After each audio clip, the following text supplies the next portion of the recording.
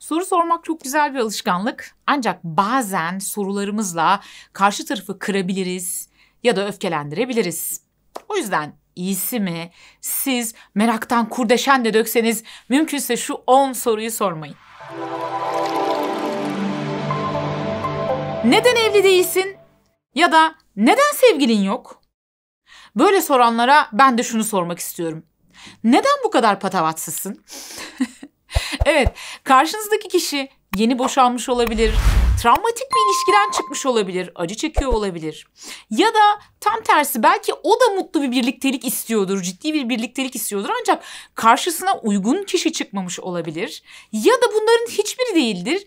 Kişi böyle bir yaşantıyı tercih ediyor olabilir. Yani kendi isteğiyle böyle bir durumda olabilir. Olamaz mı? Tabii ki olabilir. Neden olmasın?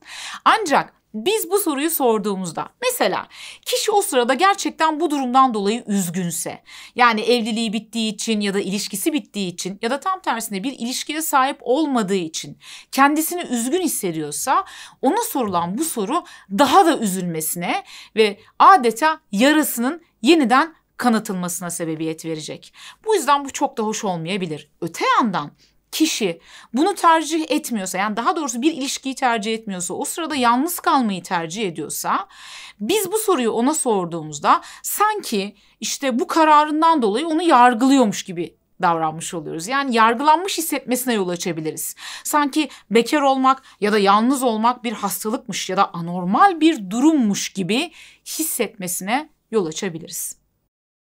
Evet efendim, bir diğer soru. Neden çocuğun yok? Ya da ne zaman çocuk düşünüyorsun? Niye? Sen mi bakacaksın?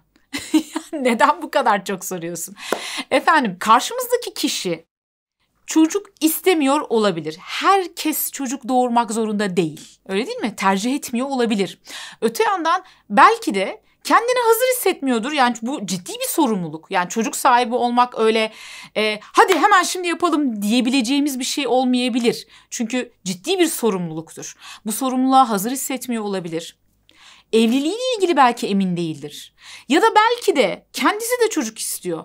Ancak bir takım tıbbi ya da maddi sebeplerden kaynaklı çocuk sahibi olamıyor olabilir ve bu yüzden gerçekten çok acı çekiyor olabilir. Belki de şu anda bir tüp bebek tedavisinde, belki defalarca başarısızlıkla sonuçlandı ve bunun travmasını yaşıyor.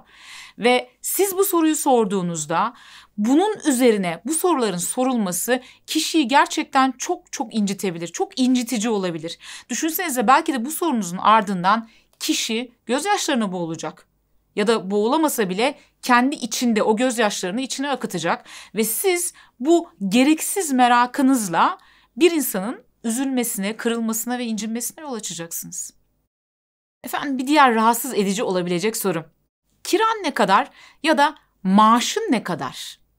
İnsanlar bunları gerçekten de paylaşmak istemiyor olabilir çeşitli sebeplerle.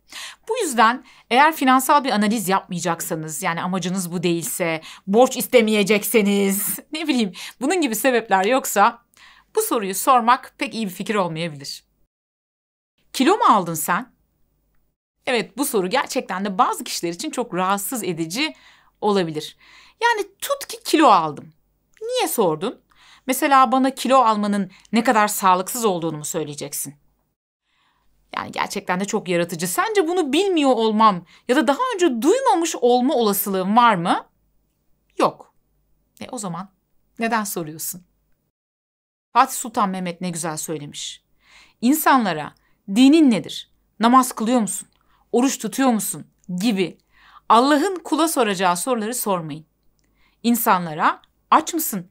Bir şeye ihtiyacın var mı? Gibi kulun kula soracağı sorular sorun. Hala iş bulamadın mı? Atanamadın mı? Bulabilseydi ya da atanabilseydi haberin olurdu, inan bana.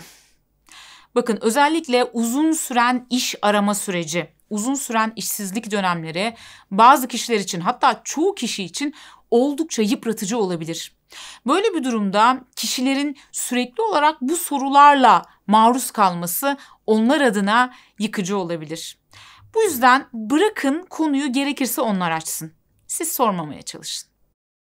Otizm, Down sendromu, CP ya da benzeri gibi tanılara sahip özel çocuklarımızın ebeveynlerine "Aa, bu çocuk neden böyle? Düzelir mi? Ay, niye zamanında fark etmediniz? Senden sonra ne olacak bu çocuğa?" gibi sorular sormanız bu annelerin, bu babaların yüreğinde yaralar açıyor.